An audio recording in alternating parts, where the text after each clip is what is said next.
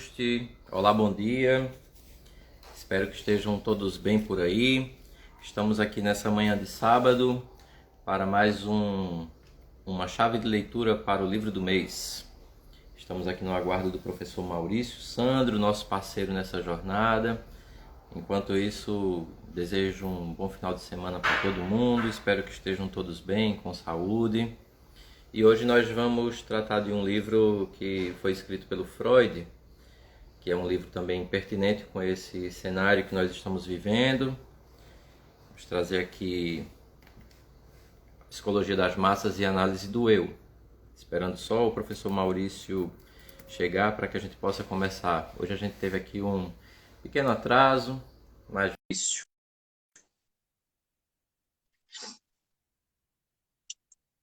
Bom dia, Datiane. Bom dia, Rafaela. Bom dia, Jaline. Bom dia, professor Maurício. Bom dia, Paula. Bom dia, Bom dia, Carlos. professor.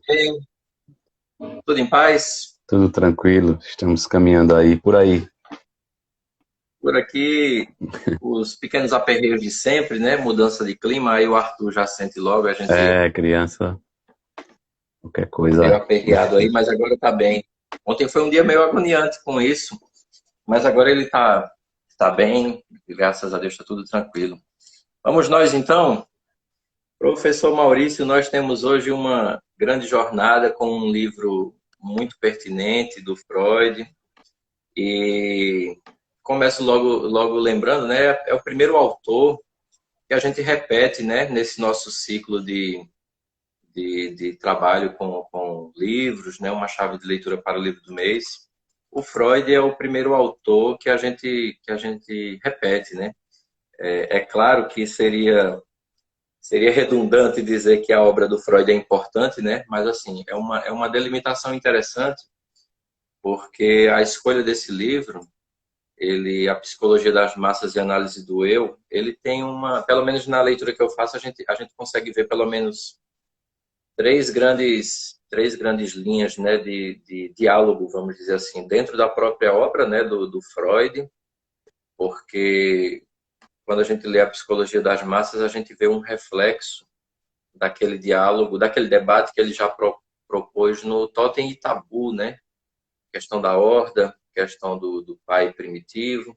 Então, assim, da obra do próprio Freud.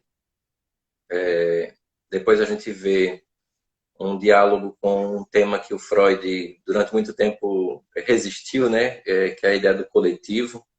O Jung é quem traz isso como fundamental. É claro que quando o Jung fala de coletivo e Freud fala, não estão falando da mesma coisa, né? Mas é interessante porque a ideia do coletivo que aparece aqui, então, assim, de modo transversal, é um encontro com uma psicologia que o Freud, durante muito tempo, relutou, né? Que é a ideia a analítica, né? Do coletivo. E uma outra linha de diálogo é com uma filosofia muito presente na obra do Freud, né? Porque eu vejo é uma presença constante do Nietzsche, né? E aqui a ideia da horda, inclusive no Totem e Tabu, ele menciona o Nietzsche, né? Então é algo do tipo, aquilo que parece futuro já estava lá no passado, né? A resposta se encontra no passado. Então, assim, são pelo menos três grandes inquietações que essa obra do Freud me trouxe, né? E uma outra, claro, que é uma tentativa de diálogo com a nossa própria realidade, né?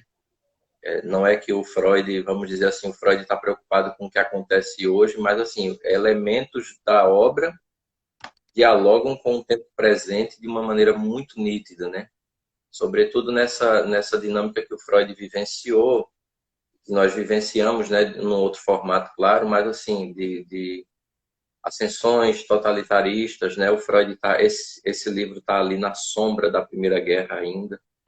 Então, são influências poderosas na obra e que podem certamente nos ajudar a entender alguns aspectos da nossa própria realidade, né?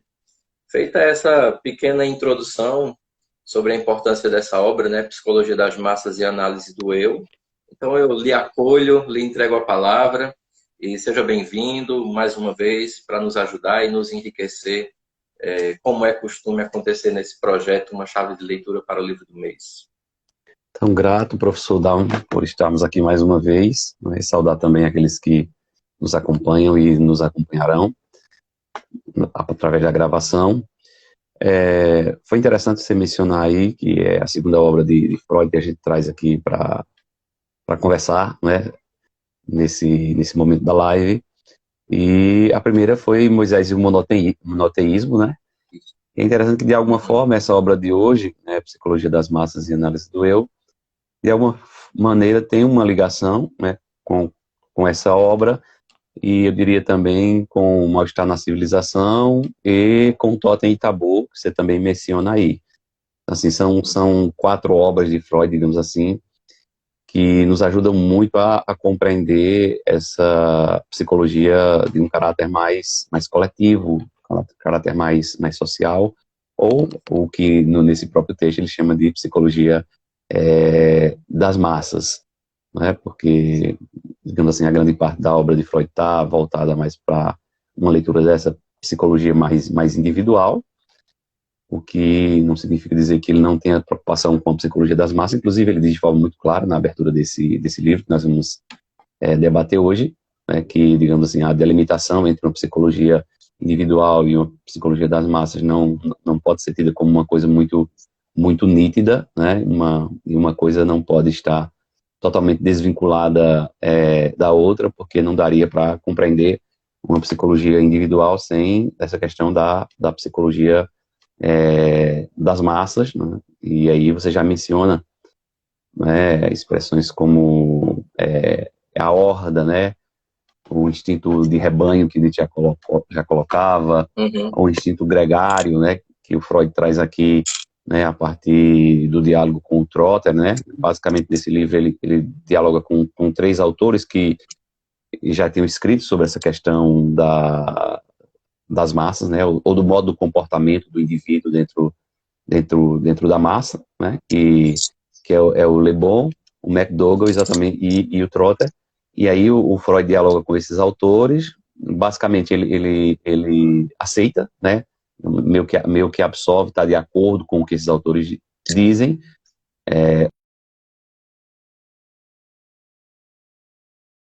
aqueles elementos, digamos assim, de acréscimo, né, em relação a que esses autores dizem.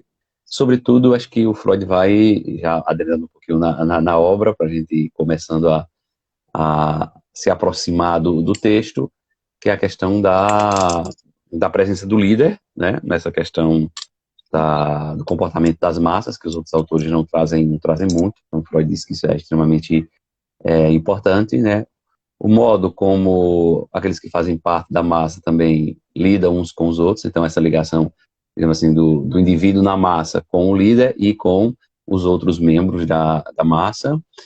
E eu acho que o grande acréscimo seria também a questão da leitura psicanalítica, digamos assim, desse fenômeno, quando o Freud vai trazer a questão da libido. A gente vai ver isso, né, ao longo da discussão aqui. Então, acho que seriam esses elementos, digamos assim, meio que introdutórios para a gente se aproximar da obra. E lembrando também que é uma obra de 1921, não é? A Europa tinha saído ali, não é, há pouco tempo da Primeira Grande Guerra, a Primeira Guerra Mundial, que foi entre 14 e 18. Então, em 2, 3 anos ali depois, sai exatamente essa obra. E, obviamente, existe uma relação, não é, da obra produzida nesse momento histórico com aquilo que havia acontecido há pouco tempo na Europa, né? E eu acho que seriam 2 elementos interessantes, assim, digamos assim, de fora do texto, para a gente compreender o texto, né? Ou pelo menos o contexto em que o texto é produzido, que seria esse elemento da proximidade da guerra, que acabou de acabar, digamos assim, e o diálogo com esses 3 autores, o Le Bon, o McDougall e o Trotter. A gente percebe também ali, 1921, Freud escreve então sobre as sombras, né, da guerra ainda. Só que assim, falando sobre a Primeira Guerra, a gente já está num cenário muito diferente, porque 1921 é o cenário de fechamento de um ciclo de guerra, né? E eu estou chamando de sombra da Primeira Guerra, porque um pouquinho mais adiante esse período fica chamado período entre guerras, né? Entre uma e outra, aquele passozinho ali. Sim. Eu estou chamando de sombra da Primeira Guerra porque eu estou considerando 1921. Mas assim, se a gente pega esse dado 1921 e percebe ali que um pouquinho depois da guerra, mas assim, talvez um esforço do Freud também nesse sentido aqui, porque a Primeira Guerra demonstra uma falência de um projeto, né? Vamos dizer assim, o primeiro esboço da falência de um projeto, o projeto iluminista, né? Então, assim, a gente tem pensadores que trabalham nessa perspectiva de uma falência de um projeto da razão. Nesse sentido, pós-guerra, a gente vê o crescimento de uma filosofia do abismo, né? O existencialismo ali como a filosofia do abismo. Filósofos como Sartre, por exemplo, inclusive tem uma perspectiva interessante de debate com a psicanálise, né? O existencialismo e a psicanálise é sempre um debate interessante. Mas talvez esse esforço do Freud em buscar o coletivo, por perceber a necessidade de reavaliar o próprio indivíduo, né? Porque num cenário de guerra, de falência de um projeto de razão, parece que seria muito mais prático cada indivíduo construir o seu próprio projeto, uma felicidade individualizada, né? Então, nesse sentido, eu acredito que esse livro ainda possa ser inscrito nesse arco de tentativa de resgate do indivíduo, mas o indivíduo dentro de um cenário muito maior. Porque no começo da obra, o Freud deixa claro que, na medida que você avança numa reflexão sobre a relação entre indivíduo e coletivo, o individual e a massa, né? Ele diz que, na medida que você avança nessa reflexão, essa distância aparente vai diminuindo, né? Então, parece que a psicanálise tenta se apropriar dessa perspectiva coletiva até para se preservar daquilo que é a ruína posterior desse próprio projeto de razão, né? Então o Freud pensa numa perspectiva da própria ciência, da sua própria ciência, psicanálise. Até falar de ciência e psicanálise, isso é polêmico, né? Dá uma polêmica grande aí, mas vamos falar. É uma forma de preservar aquilo que ele construiu, num primeiro momento. É uma forma de preservar o próprio futuro, né? Porque se a gente pegar Moisés e o monoteísmo, Freud tenta desenraizar a Europa daquilo que é a sua cultura de origem, né? Vocês estão falando do cristianismo, mas o cristianismo não é tão original como a gente pensa, né? Mais ou menos assim. Então, nesse sentido, o Freud pensa, a partir da sua construção teórica, como ela dialogaria com o presente e como ela se sairia no futuro, né? Porque o ser humano como aquele que tem a sua individualidade, mas essa individualidade se amplia e, ao mesmo tempo, é desafiada pelo coletivo, né? Eu acho que essa dinâmica também ajudaria a situar a obra, né, para uma reflexão. Como a gente propõe aqui, eu acredito que isso é uma possível chave também. Eu acho que essa nossa conversa, digamos assim, inicial, ela está girando em torno dessa possibilidade, né, de uma análise da obra a partir dela mesma e uma análise da obra a partir de um contexto, né, no qual a obra está inserida. A gente está falando, obviamente, aqui de um contexto histórico, né, social, digamos assim, do pós-Primeira Guerra Mundial. Certamente, assim, existem pelo menos motivações ligadas a isso, né? Não sei se influências diretas, mas motivações. Nesse período também Freud tem escrito sobre a questão das experiências dos traumas, né, de guerra sentidos pelos soldados, né? Nesse livro aqui, Psicologia das Massas e Análise do Eu, quando o Freud vai usar como, assim, dois grandes exemplos de grupos que teriam essas características que ele pretende analisar, ele coloca a igreja, mas especificamente a igreja católica e as forças armadas, ou mais especificamente o exército. Ele vai falar de uma experiência de angústia né, que pode ser resultado, digamos assim, de, de uma desagregação, né, dessa coesão do exército, né, em que a figura do líder ou do coronel, né, não teria o mesmo poder sobre as massas, ou uma desagregação que seria, na verdade, posterior, o resultado de uma angústia já sentida, digamos assim. E aqui eu me lembrei muito quando eu estava lendo das duas concepções que Freud vai construindo sobre a angústia. Acho que você lembra um pouco disso no trabalho que você acompanhou, no meu trabalho lá da especialização em psicanálise, né, que é exatamente o conceito de angústia, e tentando fazer uma leitura, né, a partir do Heidegger e do Freud, né? Então, no primeiro momento, digamos assim, uma angústia como efeito e depois uma angústia como causa. Então, quando eu vi praticamente isso dentro de um parágrafo, eu lembrei muito, assim, muito imediatamente dessa questão. Ele vai trazer a questão da angústia de pânico, né? Nessas experiências de desagregação, digamos assim, da massa, coisa que a gente vai conversar. Mas ainda assim, falando dessa questão do contexto da obra e dessa relação entre indivíduo e sociedade e massa, né, acaba sendo interessante, porque quando você falava aí de um passado, digamos assim, próximo, né, quando se compara a guerra com o ano de produção da obra, bom, claro que Freud não era assim, um futurista, mas certamente o clima, digamos assim, a atmosfera do tempo presente, de alguma forma, ela nos liga a um passado próximo e também ajuda a vislumbrar um futuro próximo também. E por que eu estou dizendo isso? Porque se a gente se lembrar do ano seguinte, a produção do livro, é 1922, é exatamente o ano, não é, em que acontece a marcha sobre Roma, né, do Mussolini ali, e a instauração do regime fascista, né? E o nosso interesse por esse livro também tem uma relação com o nosso tempo hoje, né?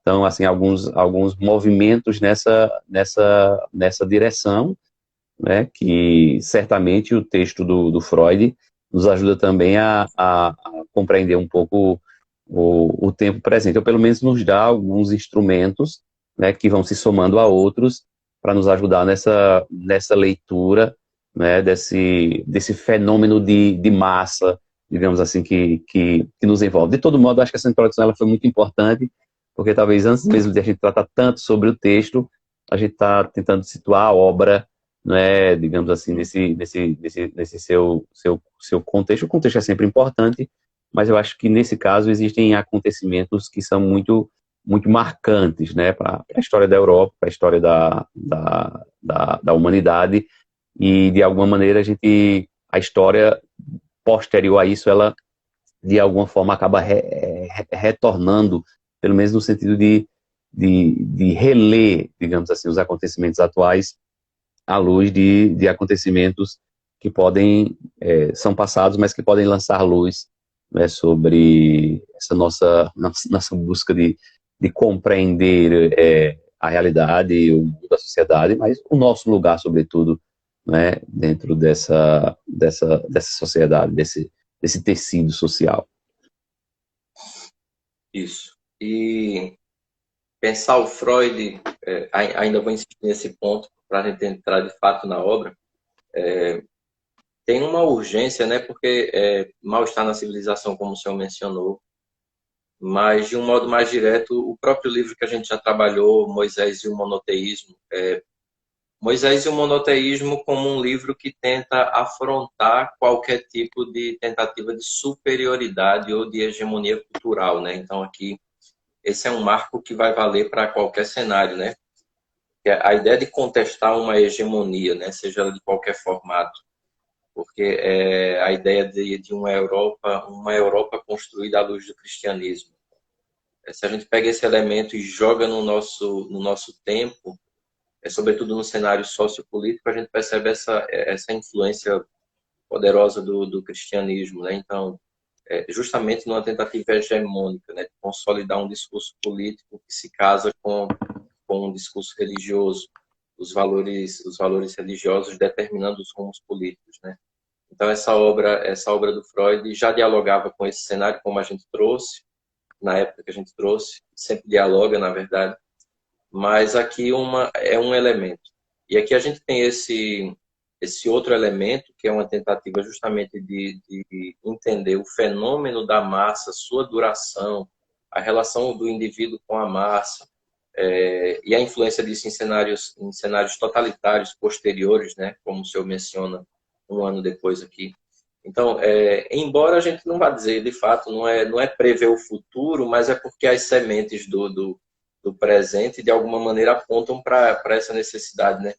Talvez essa seja uma das grandes virtudes do Freud, perceber a necessidade de trazer isso para o diálogo, né? A necessidade de dialogar sobre isso, para que a gente possa ter um tipo de proteção. E quando a gente vê aí, a gente fala do nosso caso Brasil, por exemplo, é um fenômeno interessante de se observar à luz do Freud, né? Eu lembro que teve um vídeo aí na época da campanha que circulou, de um senhor mostrando arma, lambendo o cano da arma, aí um cartunista fez o desenho e colocou o Freud do lado e ele dizendo que nem Freud explicava, né? Aí, na época, eu lembro que eu comentei, né? Dizendo, não, explica, tem uma explicação do Freud para esse fascínio por armas, né? Aí eu coloquei. Então, assim, você percebe que é possível, sim, interpretar minimamente, né, a nossa realidade à luz de traços trazidos por essa obra, né? Então, é interessante fazer essa menção de início e aí, de fato, entrar na obra, né? Agora sim, feita essa pequena apresentação, a gente entra, de fato, naquilo que é o texto do Freud, né? É o nó de fato, né? O nó de fato aqui. Eu acho que o desafio é sempre... Professor, o senhor concordaria se eu dissesse que, pelo menos assim, é uma leitura que me vem, parece que o eixo de entendimento desse fenômeno da massa, na leitura do Freud, parece que a porta de entrada seria o entendimento sobre libido. O senhor concordaria com essa?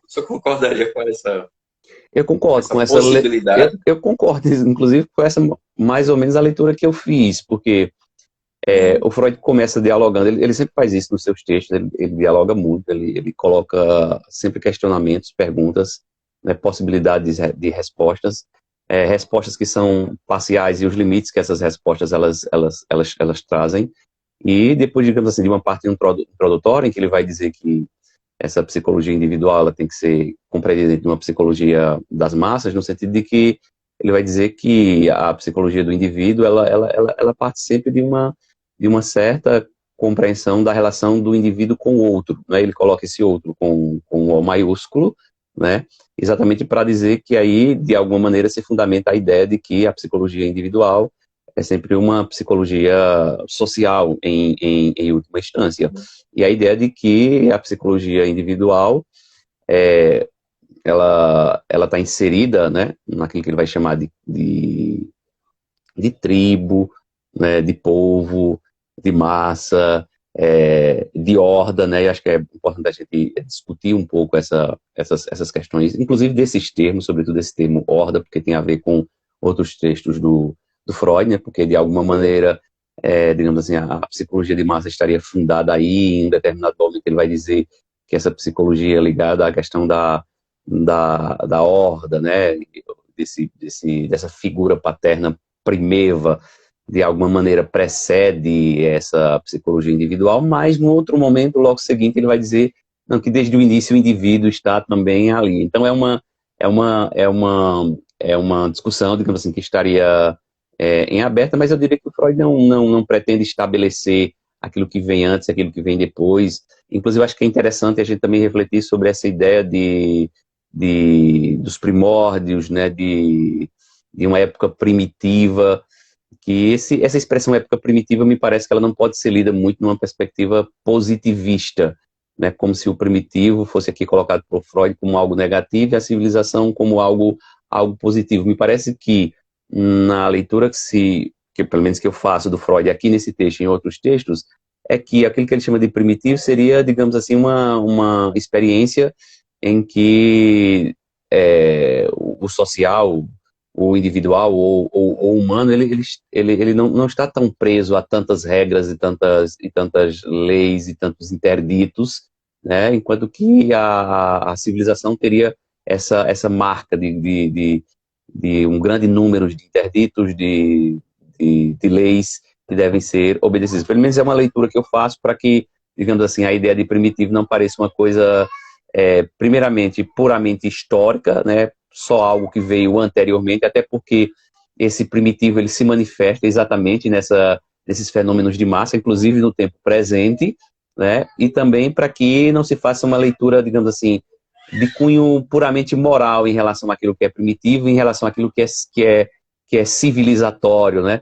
Então, a civilização, ela, pelo menos em Freud, a civilização ela não elimina aquilo que é primitivo, aquilo que é primitivo, né? Ele está ali de alguma maneira, né? Claro que me parece que nesses fenômenos de massa, como a gente pode perceber, seja na época do fascismo, seja dos governos totalitários, seja as experiências que a gente pode perceber agora no Brasil, antes e depois da eleição, a gente ainda consegue perceber, né? Algo que aflora desse primitivo, mas para dizer que o primitivo não é algo que ficou para trás, é algo que, digamos assim, está na marca da nossa constituição psíquica. Mas eu diria a você, tentando responder à sua pergunta, que é meio provocativa, que depois dessa introdução, tentando justificar que, de fato, a psicologia individual, a psicologia social, e depois do diálogo com esses três autores, depois que eu digo ao longo do texto, mas às vezes os autores também eles voltam para o diálogo, porque lá no finalzinho o Freud vai fazer uma espécie de retomada e vai, digamos assim, elencar, né, os pontos que ele trabalha ao longo do livro, acho interessante também, e aí vai falar mais uma vez do Leblon, né, do McDougall e do Troller, e depois disso, depois que ele apresenta esses autores, aquilo que esses autores trazem como contribuição para compreender uma psicologia das massas, né, falando sobretudo, né, digamos assim, daquilo que se perde em alguma maneira de individualidade ou de subjetividade, né, a ideia de massa mesmo, digamos assim, aquela questão que seria a heterogeneidade, ela de alguma forma, ela se perde, entre aspas, digamos assim, dentro da homogeneidade, né, porque de alguma maneira o indivíduo na massa, ele tem um comportamento que ele não teria fora da massa, ele geralmente vai sempre dizer sim ao líder, vai ter meio que um comportamento de reverência, né, vai meio que idolatrar, ou meio que tratar o líder como uma espécie de mito, digamos assim, diante do qual ele se curva. Depois disso, eu acho que Freud introduz de maneira muito clara nesse livro exatamente a reflexão sobre a questão da libido, né?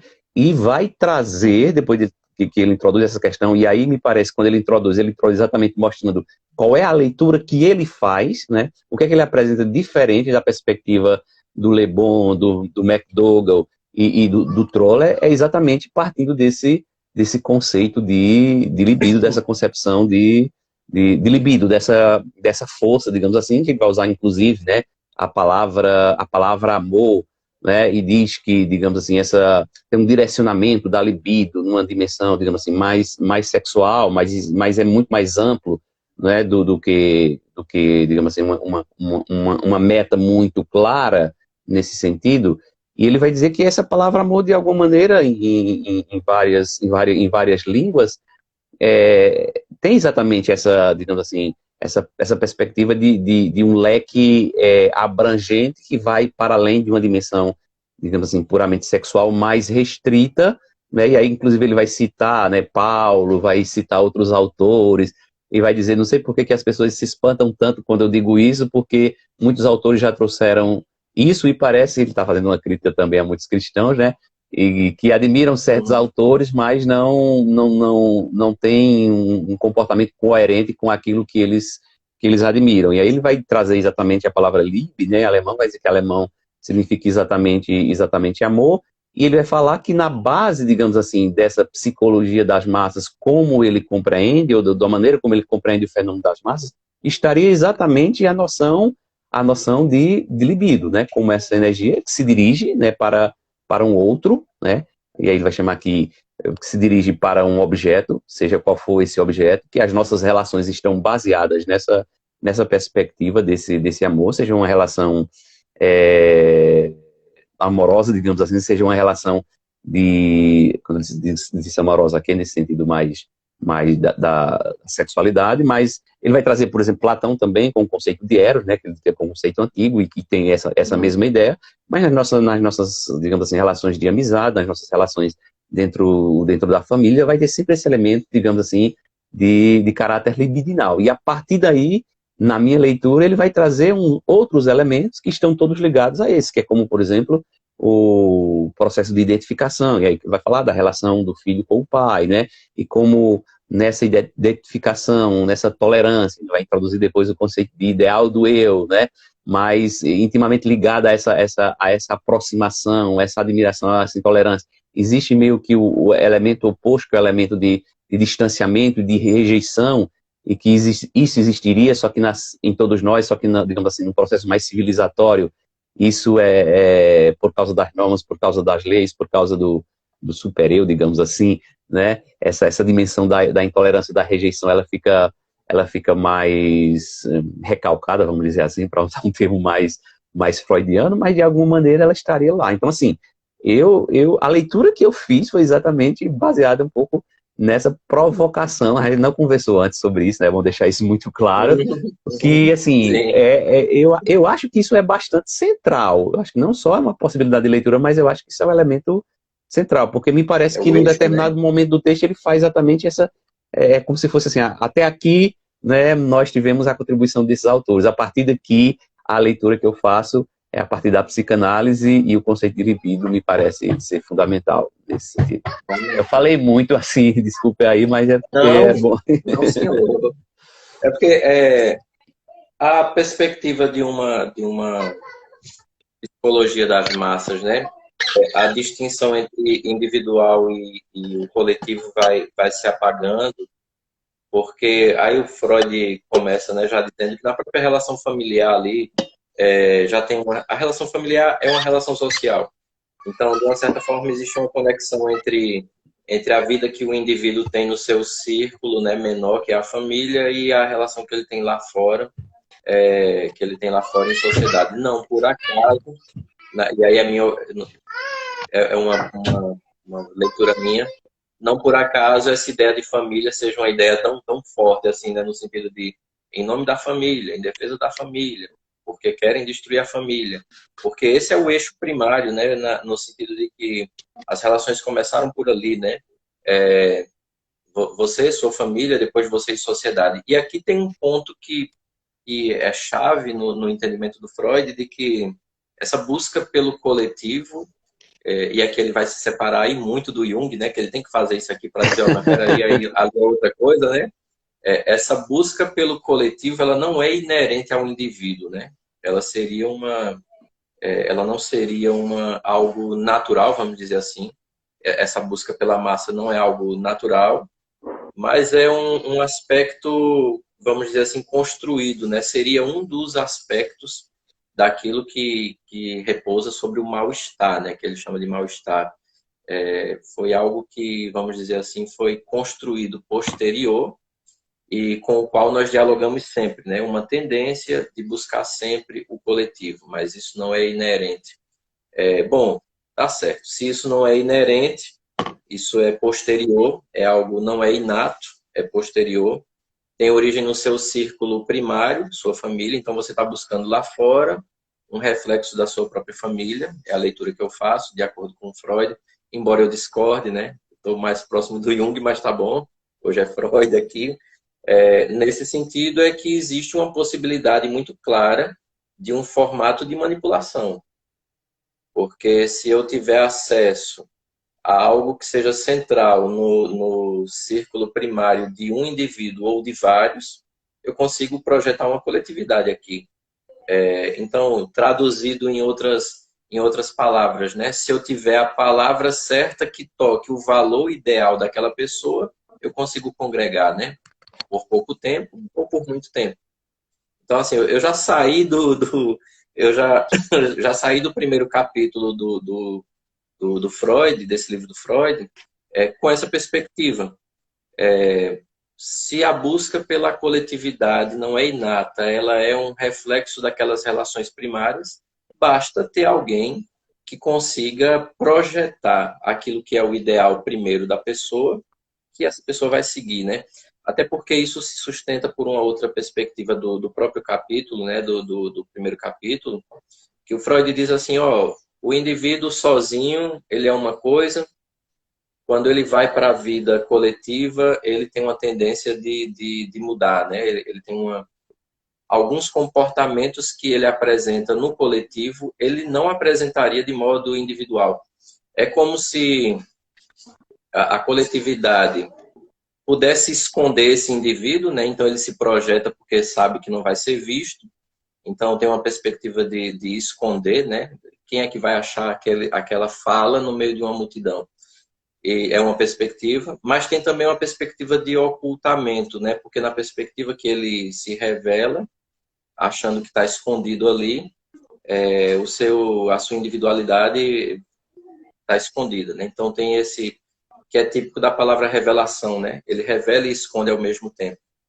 Ele projeta, mas não é visto, então na medida em que projeta, ele se perde no coletivo, né? Então, entender o que seria a psicologia das massas na leitura do Freud o que é que eu estou falando quando eu falo massa.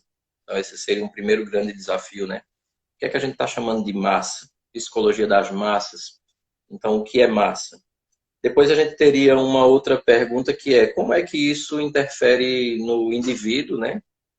E depois em que consiste as mudanças psíquicas que o coletivo causa, porque o Freud parte da ideia de que nessa interação do indivíduo com o coletivo, ele vai sofrer mudanças psíquicas, né?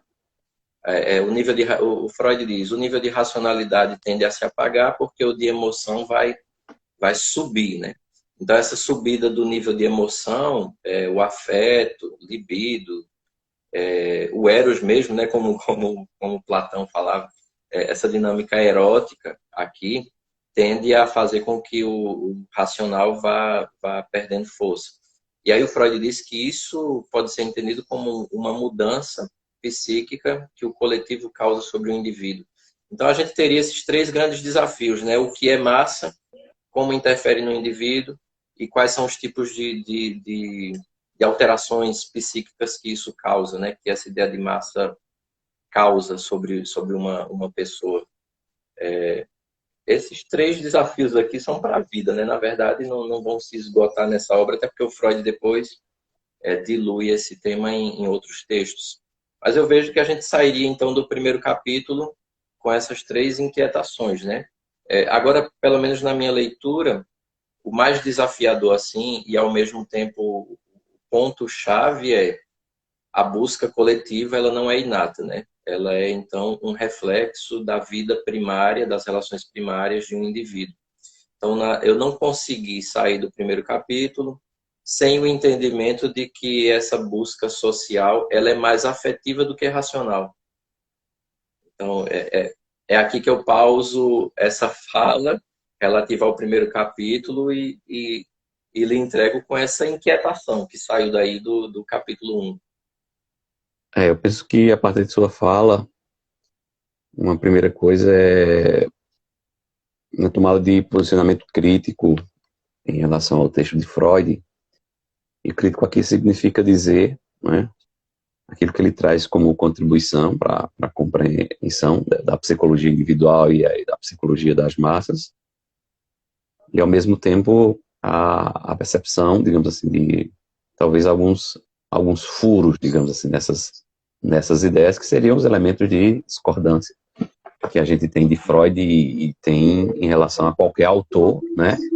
Para a gente simplesmente não absorver tudo como se fosse uma verdade absoluta, apesar das grandes contribuições que a gente sabe que Freud acabou trazendo, né, para a sua época e continua sendo um autor bastante atual. Então, eu diria que talvez um problema, digamos assim, para ser discutido, seria exatamente esse que já aparece, não como problema, aparece como uma afirmação, mas talvez o problema a partir da nossa leitura crítica, é quando ele inicia dizendo que a psicologia individual não pode ser compreendida fora da psicologia das massas. Por outro lado, o texto o tempo todo está meio que colocando essa distinção ou essa diferença. Eu acho que é aquilo que você pontuou com muito mais propriedade do que eu, pelo fato, né, de conhecer bem eu li pouco Jung, mas conhecer bem as ideias de Jung, mas eu sei ali da aproximação de Jung com Freud e depois do distanciamento, né, e aí Freud parece, segundo muitas coisas que eu já li, e não só em relação a Jung, mas em relação a outros autores que, bom, parece que não admitia muita, quem estivesse perto dele que pudesse ter alguma, ele sentia alguma espécie de concorrência, né, me parece que ele sempre quis ser, de alguma forma, esse pai da ordem em alguma medida. Estou brincando aqui, mas brincando de maneira séria, digamos assim. Então, de fato, eu acho que no Freud, essa questão da massa, ela não seria inerente, ela seria, digamos assim, posterior,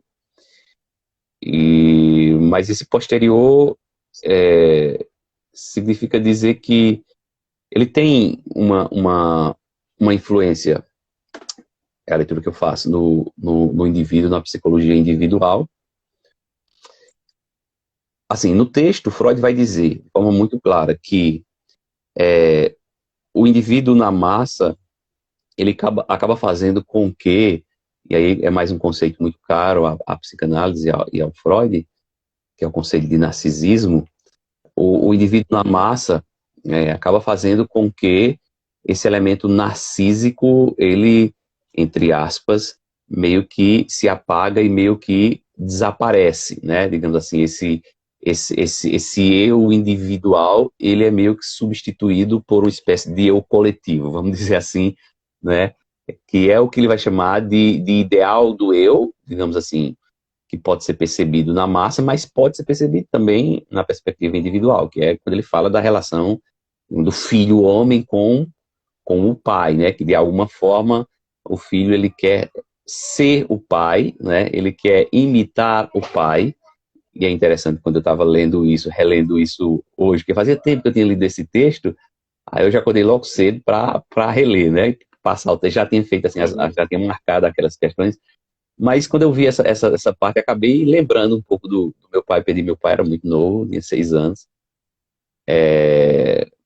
Mas essa imagem que tem realmente de algo muito idealizado, digamos assim, né? Idealizado, esse ideal do eu. Mas o Freud vai dizer que com todo aquele processo, né, do complexo de Édipo, dessa aproximação, mas depois de um certo distanciamento, né?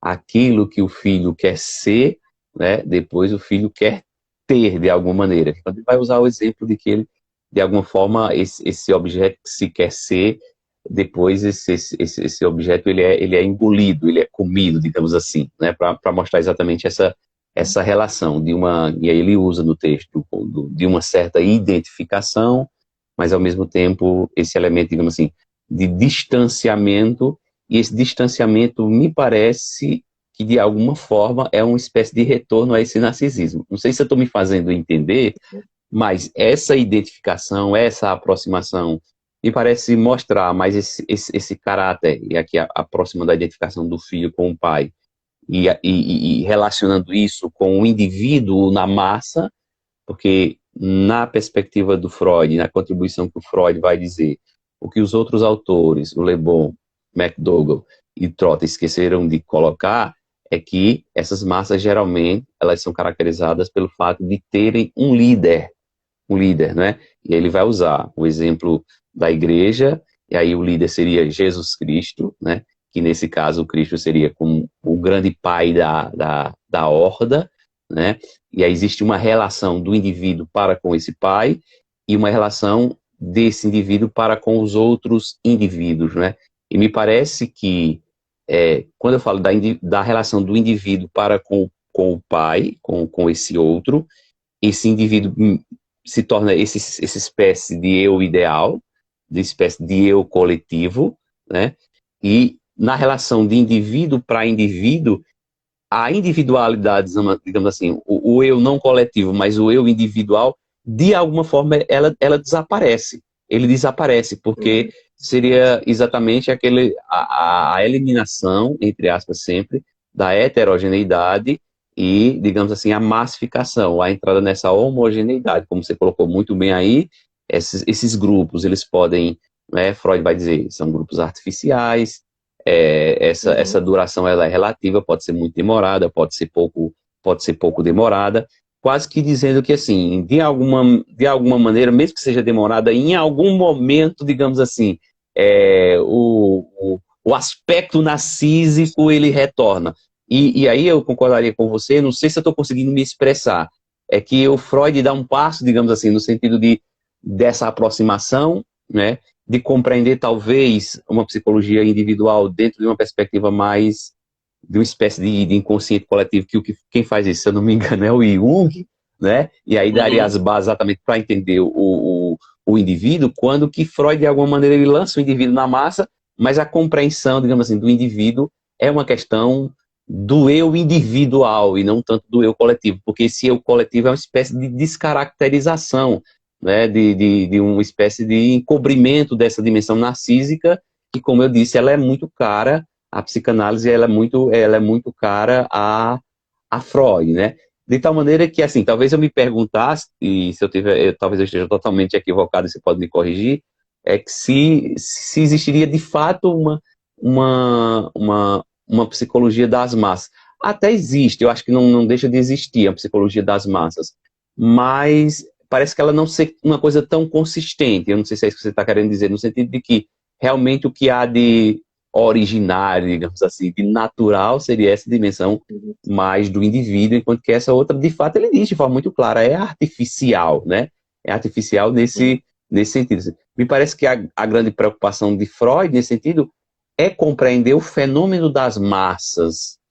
Eu não sei se propriamente uma psicologia profunda, digamos assim, da coletividade. Quem sou eu para dizer isso em relação a Freud?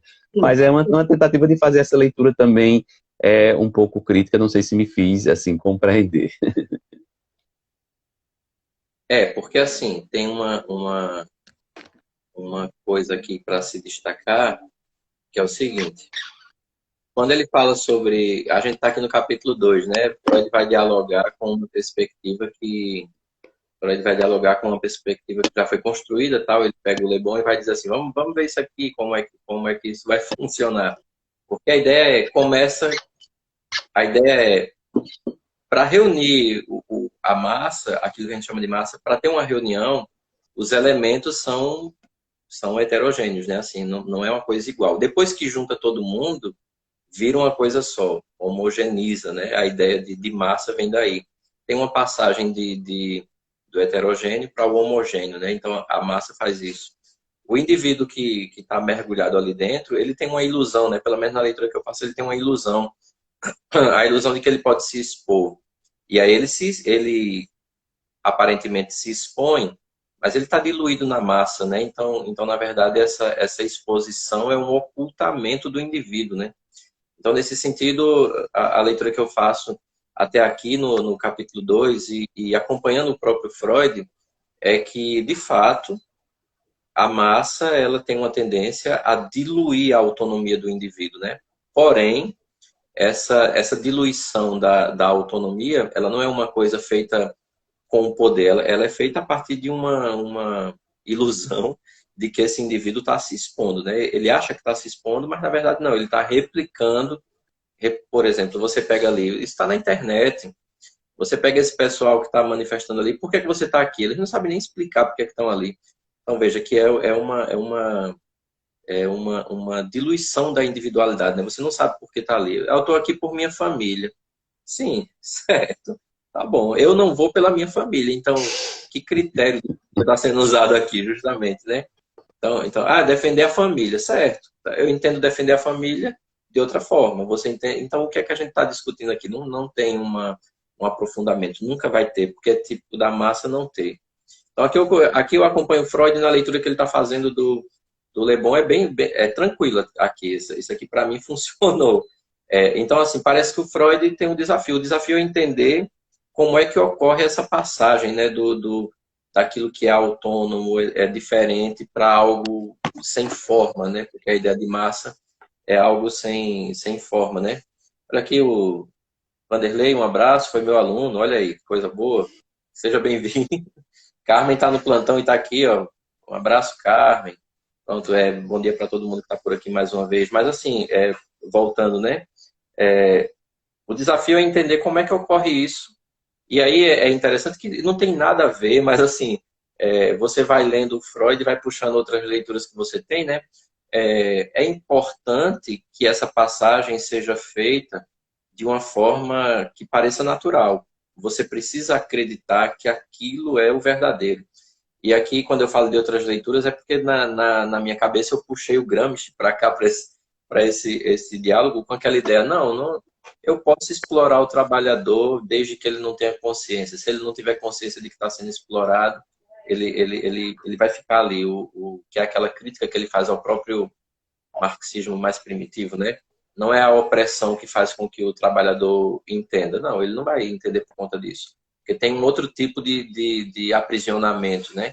E aí eu entendo que aquela ideia casa um pouco com o que está sendo chamado aqui de atitude da massa, né? A massa faz isso de um modo que o indivíduo não perceba que ele está sendo diluído naquilo ali.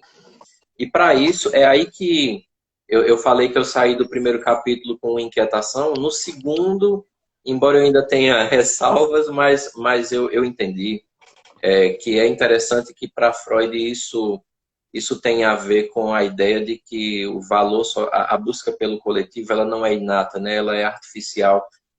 Porque é justamente aí, o indivíduo vai aceitar a imposição da massa se ela, de alguma maneira, replicar algo que seja da sua origem familiar. Basicamente eu resolvi, né, na minha mente, não no texto do Freud, mas na minha mente o impasse se resolve a partir daí. Essa artificialidade do primeiro momento, você não busca o coletivo por algo inato, você busca porque você quer um reflexo da família. Esse é um dos fatores que faz com que a racionalidade cesse e o afetivo venha à tona, o erótico mesmo venha à tona com todo vigor naquilo que é o trabalho da massa, que faz com que eu aceite sem nenhum tipo de questionamento, porque de alguma maneira é um retorno para o pai, né? É um retorno para casa. E aí, antes de ele entregar a palavra, mas assim,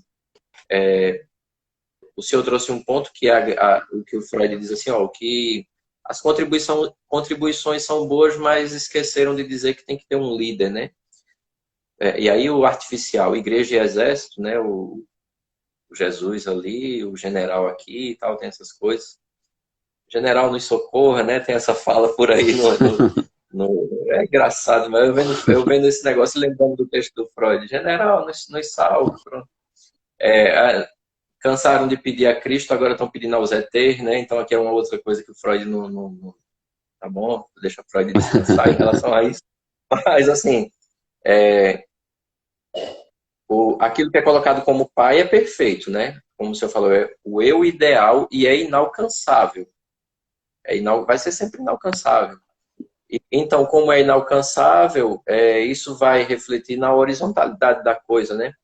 O indivíduo e o grande pai, o indivíduo e os outros que estão ali, né? Então, nessa leva de imperfeitos que não vão alcançar esse ideal, não há espaço para racionalidade, né? Por isso que não dá para discutir essa questão política no Brasil, e aí eu abro esse parênteses, não dá para discutir dizendo, não, tá, é porque falta razão. Não, esse discurso por aí não toca o problema na leitura que eu faço, né? Tem um outro campo aqui que aí, na leitura que eu faço, o Freud é imensamente feliz quando ele propõe aqui essa dinâmica de elaboração da massa a partir de afetos, do erótico. e a partir da imagem de um líder que de alguma maneira representa o pai. Então isso aqui é o campo puramente afetivo, né? Narcísico, como o senhor falou, traz também o Édipo, né? O desejo lá de seu pai. Então, e se ver sem isso causa uma ruptura angustiante, né? Como a gente percebe no próprio texto, como Freud apresenta. Eu também falei muito, então eu lhe entrego a, a, a palavra sempre com esse... Eu acho que, bom, pelo que a gente está falando aqui, eu acho que seria interessante, mas aí o senhor está bem tranquilo para dizer que não, eu penso de outra forma. Mas eu acho que seria interessante a ideia assim agora, a ideia do culto que ocorre ao líder, né? Porque também tem essa ideia, né? Não é só uma liderança, mas é um culto mesmo destinado a esse líder, né? É ele quem congrega a massa, né? É ele quem confere um sentido à massa, né? É ele quem constrói essa dinâmica poderosa. Então, eu acho que seria interessante a gente destinar uma reflexão sobre essa construção do líder, né? Que de alguma maneira o senhor já falou. Mas se o senhor quiser apontar outro caminho, tá tranquilo Não, também. tranquilo, tranquilo. Eu só tava, só assim, tava lembrando quando você falava, e na verdade lembrando de alguns elementos do texto que só reforçam, digamos assim, a sua fala, né? O Freud traz muito nesse texto a questão, digamos assim, retoma a questão da hipnose, né? A gente sabe da Sim, influência disso no início, né? Até mesmo antes da criação da psicanálise e depois do distanciamento de Freud em relação a isso, mas ele traz esses elementos, claro que tem uma perspectiva também bastante crítica, né? Para mostrar que, digamos assim, na experiência da hipnose, tem alguém ali que é uma espécie de líder que sugestiona, né? E tem aquele que é sugestionado, né? Então, digamos assim, o indivíduo na experiência da hipnose seria como, de alguma maneira, um indivíduo mergulhado nessa dimensão da massa, né? Em que ele perde essas características, digamos assim, da sua... que lhe são, digamos assim, bem peculiares. Acho que isso é um elemento interessante e acaba, acho que, tendo a ver também com digamos assim, esse caminho que você propõe para a gente analisar e ler um pouquinho mais essa questão do líder. Acho que um outro elemento que o Freud também traz para a gente também fazer uma leitura dessa questão da presença do líder, né, que é uma das condições para que realmente se tenha essa massa, essa horda, né, e esse coletivo, no sentido colocado por Freud, pelo menos na proposta que ele apresenta, ele diz que os outros esqueceram, né, essa questão do líder, é que meio que na origem, vamos chamar aqui de origem, né, é sempre bom lembrar que Freud tem aquela expressão, né, que toda ontogênese está ligada a uma certa filogênese. Assim, em vários textos de Freud aparece esse esforço de compreender de alguma forma o indivíduo que está sempre inserido nessa questão de uma certa coletividade, embora eu acho que aqui a gente mais uma vez chega naquela mesma questão, né, da certa disputa com Jung, né, que Freud faz umas afirmações assim que realmente o aproximam de Jung, mas ao mesmo tempo ele parece não enveredar por aquele caminho, né, ele meio que lança as questões, mas de vez em quando ele está retomando em alguns textos, né, quer dizer, de alguma maneira essa influência ele acaba recebendo. Mas é para dizer que o Freud fala, né, isso aí aparece em Totem e Tabu, você também já mencionou, quando ele vai falar da questão da ordem, ali tem um mito, né, que é criado pelo Freud, sim. e aí nesse texto ele traz de maneira bastante rápida, mas que existiria da parte do líder ou da parte do pai uma espécie inicial de, digamos assim, de repressão ou de proibição em relação a essa questão da sexualidade, e aí meio que a massa meio que se organiza, digamos assim, contra o pai, na tentativa de matar o pai, destruir o pai. Ao mesmo tempo tem essa relação de obediência, ou a massa vai trazer, digamos assim, uma espécie de resquício, né, daquele evento de assassinato do pai, digamos assim, né, e por isso toda uma, que é paradoxal, toda a outra perspectiva de reverência, quase como que para compensar, digamos assim, essa desobediência primeira, né? Talvez não seja por acaso que a gente tem tantos textos fundadores de religião, e aí basta lembrar do judaísmo também, do cristianismo, que aparece um pouco essa ideia, né, de uma desobediência e, ao mesmo tempo, depois dessa desobediência, uma necessidade de outro extremo, seria uma obediência, uma fidelidade radical ao líder, né, para carregar, digamos assim, essa espécie de paradoxo, que isso que se percebe, digamos assim, nas religiões e nesse exemplo da horda primeira que Freud coloca. Me parece que esses elementos são fundamentais, e ele não coloca isso aqui por acaso, é exatamente para que se possa entender, digamos assim, esse fenômeno das massas.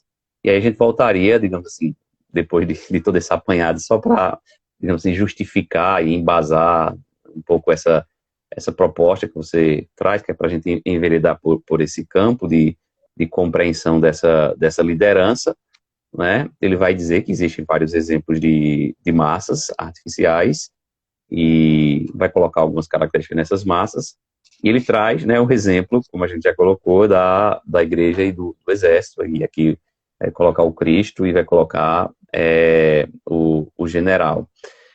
Começando um pouquinho da questão do Cristo como líder e como pai no sentido que o Freud apresenta, obviamente, como o pai da ordem ou da massa. Ele vai colocar exatamente, o Freud no texto, esse elemento de ilusão, como você colocou aí, né? Um elemento de ilusão, né? O indivíduo, de alguma maneira na massa, ele perde esse elemento heterogêneo, nós poderíamos chamar também de elemento de autonomia, mas aí na massa ele não percebe isso, pelo contrário, ele pensa que está se afirmando, onde ele está, na verdade, se negando, digamos assim, né? E há nessas experiências da relação com o líder uma espécie de autonegação, digamos assim, dessa dimensão da individualidade. O Freud traz um elemento que eu achei bastante interessante, não sei se isso aqui contribui para essa temática que a gente está tratando agora, quando ele faz uma certa diferenciação, apesar de colocar os dois exemplos da igreja e do exército, mas uma diferenciação entre a igreja e o exército, que é quando ele vai dizer que, no caso da igreja, tem um tipo de massa em que tem essa reverência em relação ao líder, ao pai, mas ao mesmo tempo a necessidade de uma relação, digamos assim, de amor, trazendo mais uma vez o elemento erótico, né, nessa dimensão mais horizontal. E ele traz o exemplo, né, amai uns aos outros como eu vos amei. E aí me parece que esse amar, né, um amar, esse mandamento do amar é um mandamento que vem do líder, digamos assim. E esse vir do líder, de alguma maneira, afeta, mais uma vez, o elemento da individualidade ou da autonomia do indivíduo. Ele está, pura e simplesmente, obedecendo, mais uma vez, a uma espécie de norma. E me parece que, aí quando Freud diz que os elementos heterogêneos eles se diluem, e a massa é como se fosse um grande eu, mas aí me parece que a gente acaba tendo problemas também, em alguma medida, pelo menos na experiência concreta. Eu vou falar aqui da experiência de igreja, desse amar uns aos outros. Me parece que acho que Freud deu uma grande contribuição. Me parece que esse elemento do amor e do ódio está muito próximo nessas relações também, né? Assim, de mais horizontalidade, né? E é claro, quando a gente traz isso, digamos assim, para o campo da política, e aí talvez a gente já possa tomar também um certo distanciamento, mas acho que o Freud já oferece isso, é que essas diferentes massas, elas apesar de ter muitos elementos comuns, há também os elementos de distinção, né?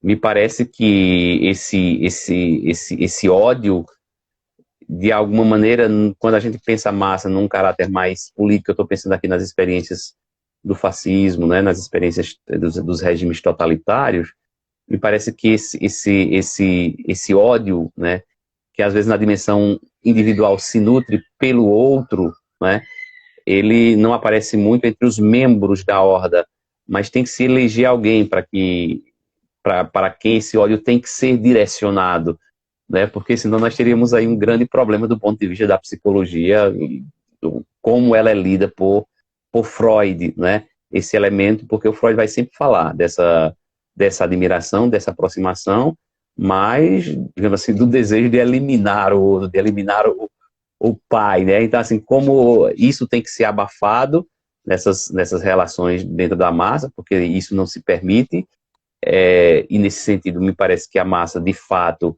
ela acaba tolhendo, né, esse aspecto da psicologia individual, mas isso não desaparece, digamos assim, é preciso eleger alguém para quem esse ódio é direcionado, né? Então, e mais uma vez aparece uma coisa que você disse aí, com muita pertinência, o elemento, digamos assim, do irracional, vamos chamar assim, ou do instintivo, né? Ou do primário, sempre no sentido que nós estamos tentando colocar agora, que é a falta, por exemplo, de uma argumentação convincente. Nem se precisa dessa argumentação para que se possa aderir à massa. Na verdade, me parece que o elemento agregador está muito mais ligado a uma questão, digamos assim, anterior, né? Que estaria ligada a uma horda menor, que seria a família, e talvez ligada a um elemento mais primordial ainda, que seria esse indivíduo, né? Quando a coisa toca no elemento. Por isso que aí, eu acho que aquela provocação que você faz no início, ela é muito pertinente, você volta a um elemento, digamos assim, a um elemento libidinal, a proposta da libido do próprio Freud, né? Ou seja, embora o indivíduo se perca na massa, mas ali na massa tem algo que é comum aos indivíduos, e é nesse sentido que talvez a massa também não consiga eliminar, porque tem um motivo comum para que se esteja ali, né? Mesmo que ele seja da ordem do inconsciente, mesmo que as justificativas não sejam racionais, mesmo que as justificativas sejam apenas, digamos assim, uma espécie de substituto para uma justificativa que teria uma raiz, digamos assim, um pouquinho mais profunda. Mas eu acho que esse elemento de reverência ao líder, tanto na experiência, digamos assim, da massa, que seria a igreja que ele coloca aqui como exemplo, como no elemento do exército, você vai ver que tem sempre um inimigo. No exército, eu acho de forma muito clara, nas experiências de guerra, e na experiência da igreja também vai ter que ter o inimigo, e diríamos que, sobretudo, na experiência, digamos assim, política, né? Nessa massificação, você tem que ter o inimigo. E aí, por exemplo, a gente traz mais uma vez o caso do Brasil, que não é só do Brasil, mas aparece muito forte no Brasil atualmente, que é a questão do comunismo como esse inimigo, né? A implantação do comunismo, sem o pessoal saber nem o que é comunismo, sobretudo das gerações mais novas, né? Pode saber, assim, por leitura, mas que, assim, não tiveram a experiência um pouco desse... E muitos nem leram, mas só escutam a palavra comunismo sem saber minimamente o que é que isso significa, mas tem um inimigo ali, né? Que está nos rondando, que é o comunismo, estou usando o exemplo, mas são tantos outros, e que de alguma forma precisam ser eliminados, e que isso justifica de alguma maneira a violência. Eu estava pensando, quando você falava aí, nesse último caso, não sei se foi ontem, antes de ontem, não, que um jovem, adolescente de 16 anos, entrou numa escola, né, e aí acho que estava também com símbolos nazistas, alguma coisa nesse sentido. É Símbolos uma nazistas. violência, né, que é uma violência que talvez esteja nessa base, digamos assim, como Freud vai ler, mas que talvez o indivíduo, fora desse contexto, né, digamos assim, que ele se sente parte de uma massa em que a violência se justifica, ele parece que ele aparece enquanto indivíduo, quando na verdade ele se sente, digamos assim, respaldado, né, por uma massa que justificaria, digamos assim, um certo tipo de violência. De alguma maneira, ele é uma figura representativa, e me parece que o ato de violência nada mais é do que um ato de obediência a uma certa liderança nesse sentido, né, pelo contexto. E aí eu já estou trazendo um pouco a leitura para o momento atual, digamos assim, que não se restringe ao momento atual, mas para o momento atual, até porque eu acho que uma das propostas de nossa também, né, dessa chave de leitura, além de compreender a obra, né, digamos assim, de tentar dar uma motivação para que as pessoas leiam a obra, como é que essas obras nos ajudam a compreender um pouco, né, essa nossa realidade social. e política. Como é que a obra dialoga com o nosso tempo, Exato. né? Tem uma citação aqui do livro que, de uma certa maneira, essa citação já foi atravessada pela sua fala, né? Freud diz assim: as massas são movidas por palavras de ordem contra as quais nenhuma razão ou argumento tem força suficiente. A massa não tem sede pela verdade. Ela é movida por ilusões, não podendo abrir mão delas. Essa predominância da fantasia e dos desejos não realizados sobre a realidade também é uma característica da neurose. Por fim, uma característica essencial da massa é que ela é um rebanho que precisa de um líder para seguir, que é um trecho do livro do Freud. Eu queria destacar só esse ponto aqui, quando ele diz assim, ó, não há um apreço pela verdade, não tem um desejo de verdade, há um apego a uma ilusão e precisa ser mantida. Não pode se abrir mão dessa ilusão. E aí, no sentido mais primitivo, né, que quando a gente fala de primitivo, eu associo diretamente com instintivo, né? E aí dialoga com outras obras do Freud também. Essa questão da violência, na leitura que eu faço, com esse exemplo que o senhor traz, o menino de 16 anos entra em duas escolas, mata duas professoras, mata uma menina de 12 anos, que inclusive eu estava vendo ontem à noite, a mãe a mãe, né? Quando soube que teve o atentado na escola, foi pro portão para saber o que tinha acontecido, e aí, infelizmente, a menina dela era que tinha sido vítima, né? Ela recebe essa notícia ali, né? Aí depois se descobre que o menino tinha o pai, ou é o menino mesmo, assim, mas o pai é policial, então a arma foi dali.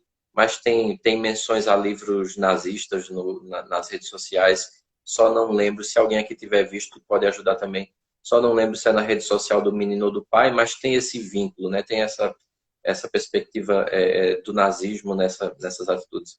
Então, aqui caberia na ideia de massa, né? Então, a violência que aqui é utilizada, não só nesse exemplo, mas em outros, né? Por exemplo, ali o rapaz que foi comemorar o seu aniversário e usou a bandeira do PT, uma camisa do Lula, e chegou outro lá e mata ele no dia do aniversário, né? Essa violência que aparentemente é justificada, mas também no nosso cotidiano de outra forma, porque, por exemplo, quando eu era o padre de Tibiri, alguns óbitos que aconteceram, né? A gente tinha muito contato com o povo, tudo. Aí, às vezes, era gente que tinha contato com a comunidade e tudo. E aí, uma pergunta que sempre faziam eu chegava nos velórios, uma pergunta ou um comentário que estava sendo assim, mas fulano não tinha envolvimento com nada, né? Então, quer dizer que se tivesse envolvimento, estaria justificada a violência, né? Então, assim, saindo desse campo político mais atual, mas, assim, no geral, essa tentativa de naturalizar ou de justificar a violência, ela é uma das formas de manter um ideal de massa, né? Tem uma massa que se mantém a partir desse cenário de violência também. Então, as pessoas vão achar uma justificativa para isso, infelizmente. A contestação da verdade, né? E a violência para manter a ilusão. A ideia da ilusão que tem que ser mantida porque ela é um ponto que congrega a massa. E aí, como o senhor falou, essa parte primitiva envolve alguns aspectos, né? Por exemplo, a violência com a arma, aí a gente recorre ao Freud, né?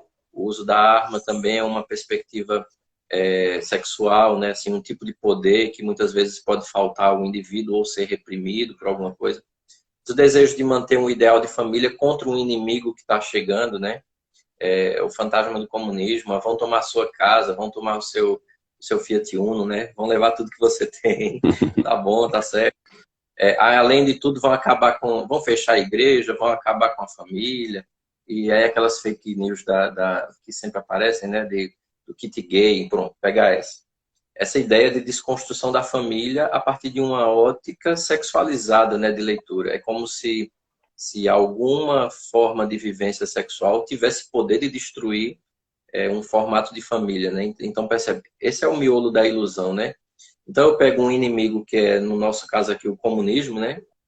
O comunismo, vocês são comunistas, o senhor está de vermelho, o senhor é comunista. Esse negócio. Uhum.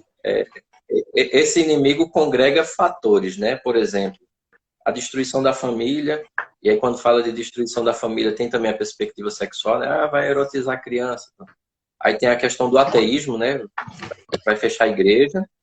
E a propriedade privada, né? Assim, vai acabar a propriedade, né? Certo, a gente podia até discutir, né, que propriedade privada é uma coisa e propriedade absoluta é outra, que só existe em teoria, né? Não existe uma propriedade absoluta. Mas tá bom. Então pegou três valores que são muito enraizados no indivíduo, né? A ideia de fé, a ideia de família e a ideia de bens, né? De bens, assim. Então, são coisas que dialogam muito claro com qualquer pessoa. Então, se eu pego isso e digo assim, esse fator aqui pode acabar com tudo isso, então eu criei o inimigo perfeito, né? Então, todo ódio que não pode mais ser direcionado horizontalmente dentro do próprio rebanho, se direciona para um inimigo, né? Se direciona para um inimigo. Então, não se suprime o ódio, ele é direcionado, mas esse ódio que nunca é canalizado, é só direcionado, ele explode nos formatos de violência que a gente vê cotidianamente, né? Então, é nesse sentido que eu acho que é bem pertinente quando o senhor fala que a palavra do líder é incontestada e ele é quem congrega todo mundo, mas esse ódio vai para algum lugar, né? Por isso o discurso de ódio e a negação da verdade aparecem como fatores, né? Eu acho que, e aí, muito direto, eu acho que o bolsonarismo é uma das concretizações desse direcionamento do ressentimento, né? Porque quando funcionou, quer dizer, quando eu digo quando funcionou não é o governo, né? Porque nunca funcionou, mas assim, quando o sistema eleitoral serviu, tá bom, beleza. Uma coisa que eu escutei foi: deixe de torcer contra, aceite que dói menos. Eu escutei isso, então tá bom, tá certo, beleza. Uma oposição faz parte de uma democracia, então tá beleza, a gente fica na oposição respeitando o sistema democrático. Mas agora, como não deu certo, precisam de novas ilusões, que é para tentar manter a horda congregada, né? Quer dizer, a horda não, a massa congregada, né? A massa. Eu usei horda no sentido... Quando eu usei horda aqui foi no sentido marxista, né? Não foi nem a massa do Freud, né? Então tá bom, a massa. Para manter congregada tem que ter novas ilusões. E aí, inclusive, tem uma coisa que o Freud fala, que o senhor também mencionou, existe uma possibilidade de uma angústia, um sentimento de angústia e melancolia, né? No duas massas artificiais, igreja e exército. Ele diz que no exército é mais visível, né? Sim. Essa angústia pode ser mais visível na sensação de religiosidade, é mais difícil de perceber, Sim. mas também existe. Mas, assim, o silêncio do presidente ali é uma coisa que coloca à prova essa ideia de angústia, né? Do texto do Freud. É um ponto bem interessante, porque no primeiro momento o silêncio gera um descompasso na turba, né? Na massa, gera um descompasso, mas ao mesmo tempo congrega, né? Porque fica todo mundo esperando que em algum momento vai ter uma palavra que reative tudo, né? Então, o que aparentemente é a angústia é trabalhado nesse formato, né? A angústia é substituída por um tipo de esperança, né? Uma nova ilusão. Então, é bem interessante que se você pega elementos desse texto do Freud, ele está dialogando mesmo com o Brasil, né? Assim, ele Sim. consegue dialogar com a realidade do Brasil, tranquilo. Mas eu falei muito, ele entrega a palavra com essas inquietações e provocações. É isso. Comentários sobre essas questões que você coloca já tão interessantes. E me parece que o elemento, digamos assim, da violência e do ódio, ele é muito mais agregador do que o elemento, por exemplo, do diálogo, né? Porque me parece que no diálogo você pressupõe necessariamente essa diferença, né? Enquanto que quando se fala de ódio, de violência, né, há esse elemento que é capaz de agregar aspectos, digamos assim, que são comuns a essa dimensão mais primitiva. Eu achei muito interessante quando você disse aí, quando se fala de primitivo, entende logo como instinto. Eu acho que é muito bom falar exatamente para evitar aquilo que eu colocava no início, né, para a gente não entender no sentido mais positivista, né, de que necessariamente uma espécie de evolução para a civilização, É um rosto civilizado, né? de que hoje nós somos muito mais Civilizado. civilizados, maduros e capazes de viver em harmonia do que aqueles que vieram anteriormente. Não é exatamente essa É isso. ideia, mas acho que esses elementos, eu acho que essa é uma das grandes contribuições de Freud, é exatamente que esse elemento, digamos assim, em última instância, me parece que esses elementos ligados ao aspecto mais instintivo, eles são muito mais agregadores do que esses elementos, digamos assim, de caráter mais civilizatórios, né? Porque Uhum. ele teria uma profundidade maior. E é interessante quando você estava falando, trouxe o exemplo aí relembrando a questão que Freud traz aqui da angústia, né? Seja a angústia como efeito, digamos assim, que é resultado de um general que deixou de liderar qualquer, qualquer semelhança, é mera coincidência que deixou de liderar, isso vai trazer uma certa angústia, né? E é interessante como a gente percebe no caso do Brasil atual, porque a gente sempre traz esse diálogo, como se percebe imagem assim, de pessoas meio que desesperadas, né? Meio que numa espécie que a gente pode fazer uma leitura de uma espécie de devaneio ou de delírio e estranho, digamos assim, a uma certa normalidade, né? Eu coloco assim, meio que estranho, uma certa normalidade, entre aspas, né? Porque nesse âmbito da psicologia, da psicanálise, em outros âmbitos também, falar de normalidade é uma coisa muito complexa, né? Complexa, mas que traz esses elementos assim, quando eu digo de delírio, é que me parece que estaria fora, digamos assim, de certos padrões da convivialidade democrática, no sentido de aceitar o resultado das urnas, que não é, já se provou que elas são confiáveis, né? Entra agora, né, há pouco, essa semana mesmo, o pedido do PL, Partido do Presidente, né, falando de algumas urnas e pedindo anulação, mas só do segundo turno, não do primeiro, né? As coisas assim que são tão Primeiro absurdas do valendo. ponto de vista argumentativo, que da racionalidade, que realmente é aquilo que a gente experimentou, né, durante um bom tempo, ainda experimenta, que não adianta tentar uma conversa no sentido de mostrar que seu argumento é melhor, ou que seu argumento é interessante, ou dialogar no sentido de pedir que se mostre um argumento que se justifique determinada posição, porque nós estamos num outro campo, nós estamos numa outra, digamos assim, numa outra dimensão, não é nesse aspecto da argumentação, né? Como você dizia, não é uma falta de racionalidade, como se numa sociedade mais racional isso não pudesse acontecer. É um Acontecer. outro âmbito digamos assim, mais profundo dessa psicologia mesmo, seja no âmbito individual, seja numa psicologia das massas, entendendo a partir dessa dimensão mais gregária, digamos assim, que acaba aparecendo, digamos assim, na história como fenômenos que vão reaparecendo, na verdade, né? Talvez aí a prova Uhum. de que isso que a gente chama de civilização não pode ser entendido naquele sentido positivista, porque esses elementos estão bem presentes aí. Eu acho que o texto do Freud ele vem exatamente contribuir para esse diálogo amplo, não é, que a gente precisa fazer a partir de várias falas, digamos assim, né?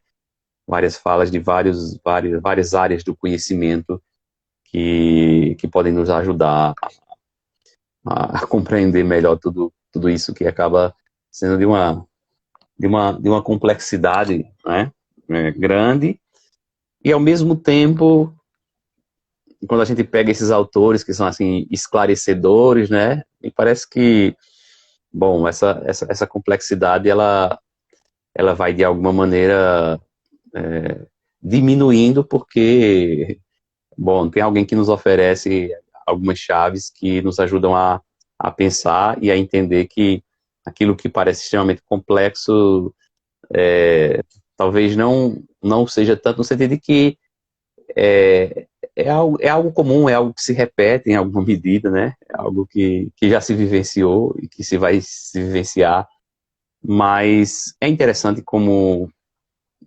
digamos assim, lembrando aqui das experiências do fascismo, mas como esses elementos, né, você elencou aí a questão da família, de Deus, de propriedade, de pátria, que são elementos capazes de realmente de agregar e de mobilizar as massas, né? E de uma maneira tão, Uhum. e de uma maneira tão forte, né? De uma maneira tão forte, ou seja, não é fácil se desprender disso, né? Talvez Uhum. daí essa leitura do Freud ligada a esses elementos mais primitivos, digamos assim. É porque a ideia de, quando fala assim, a gente vai entender de uma forma, né? Quando diz assim, a massa precisa de ilusões e não pode abrir mão delas. Essa é uma frase que está no livro. A gente faz uma distinção, né, entre aquilo que é a realidade e aquilo que é a ilusão, certo? Mas aí o próprio Lacan, né, que é discípulo e releitor de Freud, o Zizek, também mais Uhum. próximo da gente, eles dão uma outra possibilidade, né? Porque assim, aquilo que a gente está chamando aqui de ilusório, por mais paradoxal que seja, modela uma realidade. A gente vai discutir o termo realidade nessa, mas assim, Uhum. tá, eu estou chamando de ilusório. Eu estou chamando de ilusório, mas esse ilusório gera um entendimento de realidade e um comportamento que, por mais estranho que seja, é coerente com esse entendimento de realidade que é ilusório, né? Então é um negócio meio estranho, É a realidade que mas temos é essa ilusão, né? E é aí a realidade que tem essa ilusão. e a ilusão é sempre É, um paralelo, é sempre um comparativo, né? Que aí é exatamente o que você é, diz, o Lacan e o Zizek trazem isso de forma muito interessante. eles fazem essa Profunda. distinção, mas a gente está chamando, é ilusão. Então é como se fosse assim, a base. Uma das bases que mantém a massa é uma ilusão, certo? Mas essa ilusão, a gente não pode desconsiderar que ela modela um tipo de realidade. As pessoas se comportam a partir disso como se fosse realidade. Eu estava escutando uma fala que dizia assim, não, é uma realidade paralela. Não é que é uma realidade paralela, é a realidade daquela massa. Sim, Eu olho e digo, isso é surreal. Eu não estou acreditando que isso está acontecendo. Mas quem está vivenciando isso tem isso como a verdade. Então, é esse ponto que eu acho que torna tudo muito mais complexo. Porque, assim, você não vai sentar para dialogar porque o seu argumento não chega. Porque o que tá motivando aquilo não é um dado de racionalidade, é uma ilusão. É a ideia de que existe uma ameaça e que, de alguma maneira, por mais paradoxal que seja, aquele indivíduo que é o líder e aquela massa estão nos defendendo dessa ameaça. Por que eu digo paradoxal?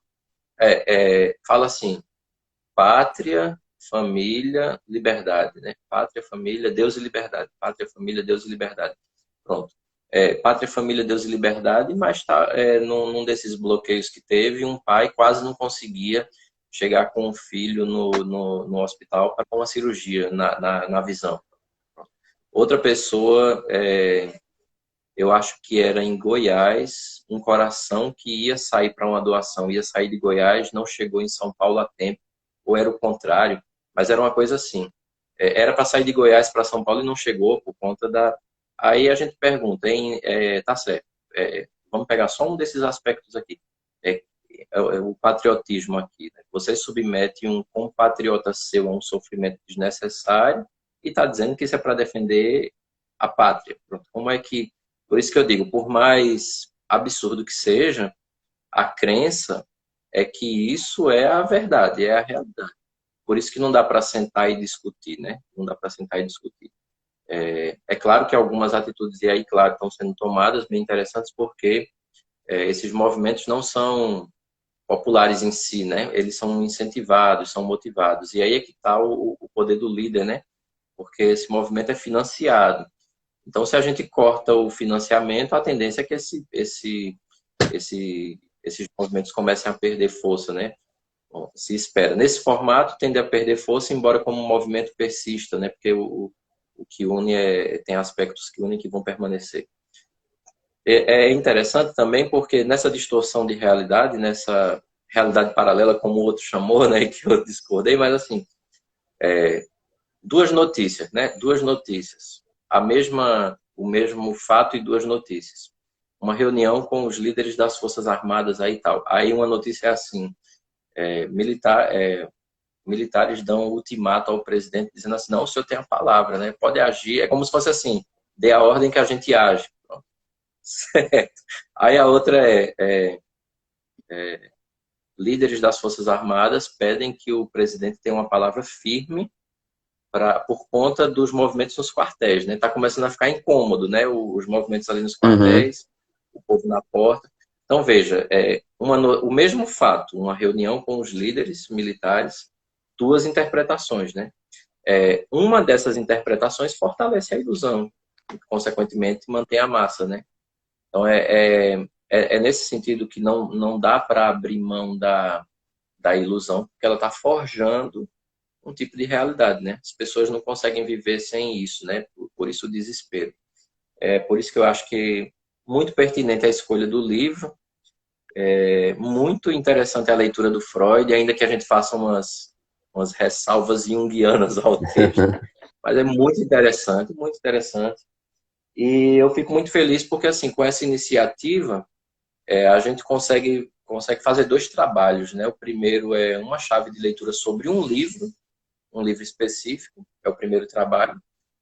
E o segundo trabalho é como é que esse livro que a gente escolheu, ele dialoga com o momento, né? Com aquilo que a gente vem vivenciando. Então, eu fico muito feliz porque a gente tem conseguido, na leitura que eu faço e nas respostas que a gente recebe, a gente tem conseguido alcançar esse propósito, né?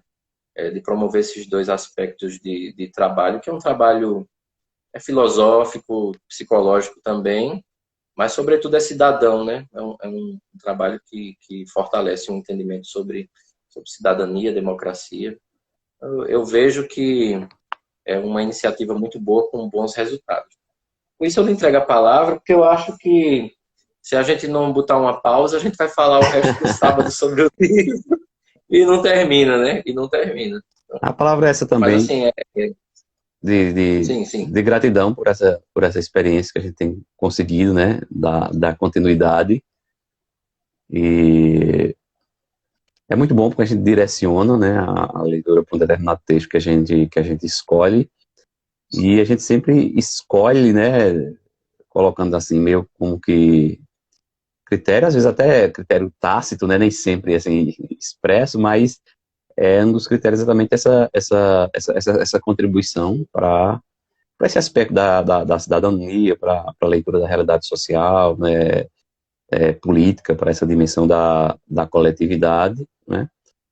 Além de toda essa questão do incentivo à leitura dos textos, né, que para nós, com certeza, isso é uma coisa muito, muito cara, né, essa questão da leitura, e acho que incentivar a leitura é sempre muito importante, e a leitura, ela nos enriquece demais, né?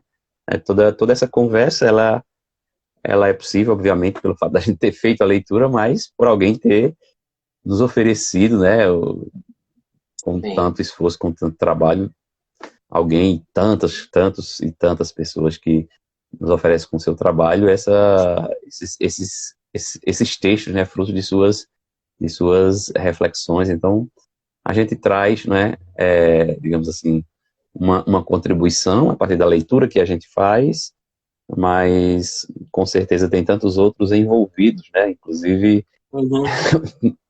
sobretudo os autores, né, e aqueles que nos escutam, que podem fazer outras leituras, que podem também discordar de algumas leituras nossas, que é muito bom também, né, mas que certamente também podem ter a oportunidade de aprender alguma coisa, e eu sempre aprendo muito com esse momento e com a leitura que você tem, né, sempre provocativa, e que vai nos instigando, assim, a refletir, né. E é interessante, e aí agora eu concluo, que isso é a experiência que eu fiz hoje e tenho feito nessas lives que a gente tem promovido, de que a gente lê o texto, tem uma certa, digamos assim, uma certa síntese das ideias, mas muitas outras ideias, elas nascem aqui, né, numa pergunta, numa reflexão a partir do que o outro disse. Então isso é muito bom. Para nós que temos uma ligação com a filosofia, né, isso é é uma mão na roda, como se costuma dizer. E eu agradeço mais uma vez, Dalmo. Desejo. Sim. Não, eu só agradeço mais uma vez, né? A gente sempre se agradece, digamos assim, aqui e às vezes Sim. se comunica depois. Mas para mim tem sido muito, muito enriquecedor, né? É uma maneira também da gente manter ali todo mês esse compromisso, né? Digamos assim, cultural, social, político, intelectual. Acho que agrega vários elementos. Você tem ajudado muito nesse sentido. Eu fico muito feliz porque, assim, eu costumo dizer que sempre saio mais rico, né? Sempre consigo sair. Porque, assim, de fato, né? Você lê fazendo paralelos, né? Você busca suas fontes, outras fontes, né? Outras leituras de outras pessoas que também participam do convívio e tal. E você chega aqui com uma possibilidade. E eu lembro que a gente só teve um livro, que eu acho que foi lá no começo, teve um livro que antes a gente disse, ó, esse roteiro aqui, o que é que acha desse roteiro? Tirando esse livro, que eu acho que foi até o primeiro, foi aquele do Guy Debord, eu acho que foi, A Sociedade do Espetáculo. Né? Tirando aquele livro, todos os outros, eu faço a minha leitura, o senhor faz a sua e a gente constrói uma terceira coisa aqui, né? Exato. Uma terceira, é isso. Então eu sempre saio muito mais rico. Eu quero lembrar para o senhor que a gente tinha uma discussão ali sobre os próximos livros. Sim. E aí, lembrar para o senhor e para todo mundo que está passando e quem vai passar depois, que a gente vai discutir isso aqui, claro, dentro das possibilidades de tempo do senhor também. Mas o livro que ficou porque a gente teve aquele impasse, o livro que ficou para o mês que vem, dezembro, é Estudos sobre Personalidade Autoritária, né, que é do Adorno. Uhum. Então só para dizer que a discussão já começa sobre o livro que vem, né? Qual seria o próximo livro. Então, qualquer coisa, fecha aqui. em tese, esse é o livro do próximo mês, né? Theodor Adorno. Não sei se é Theodor ou Fyodor Adorno, né? Tá bom, Adorno. Sim. Tudo sobre a personalidade autoritária, né? Que é um autor também muito pertinente, porque é um autor cuja obra perpassa essa dinâmica do autoritarismo ali, que a gente vê. A gente às vezes quer resumir em alguns pontos, mas aparentemente pode-se dizer, né, o século XX inteiro traz essa marca, infelizmente, do autoritarismo, da barbárie, como o Adorno costuma chamar. Então, mês que vem, esse é o livro que a gente tem aqui. No mais, a gente vai aí acompanhando as coisas e se divertindo aí um pouco com a Copa, né? Vamos. Eu comprei a camisa do Brasil, mas eu não consegui comprar a camisa amarela ainda não. Infelizmente, ainda não consegui. Quando eu fui comprar, o rapaz fez: tem essa amarela tão bonita? Não, peraí, deixa pra. A Copa América. Deixa eu pra frente. Copa América, amarela. Por enquanto. Mas vamos lá, tá bom. Talvez se ganhar a Copa, né? Quem sabe? Futebol. Oi? Talvez se ganhar a Copa, quem sabe, né? Pois é. O futebol é um exemplo. Massa, exemplo de. Claro, mas é um exemplo de massa de curta duração, né? Porque você se reúne. Mas já é um outro aspecto de massa, né? Porque assim, a euforia que você pode colocar para fora algumas coisas assim, a própria ansiedade com o jogo. É interessante, né? Refletir o futebol como um fenômeno também de massa, mas num outro sentido, né? Num outro sentido ali. Embora também a serviço do capitalismo, mas isso é outra história, deixa para depois. E por hoje é só. Um bom final de semana para o senhor, para a sua família. E nos vemos por aí. Valeu, abraço, obrigado, tudo de bom. Acompanhou também. Um bom dia para todo mundo e nos vemos por aí. Tchau, pessoal. Bom final de semana para todo mundo. Valeu.